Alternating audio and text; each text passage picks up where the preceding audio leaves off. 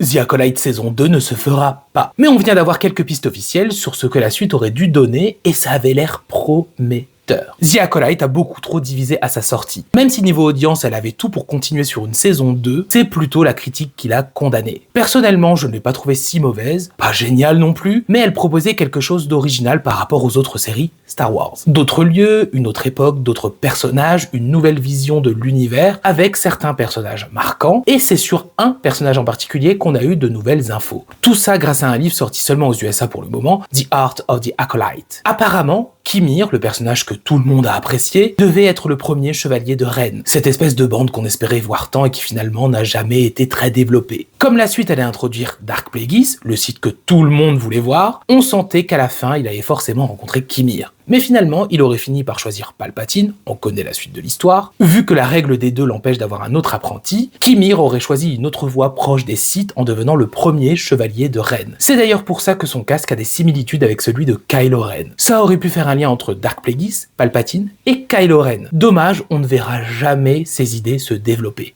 Pas dans une saison 2, mais peut-être dans un roman, ou une BD, un comics, ou un jeu vidéo.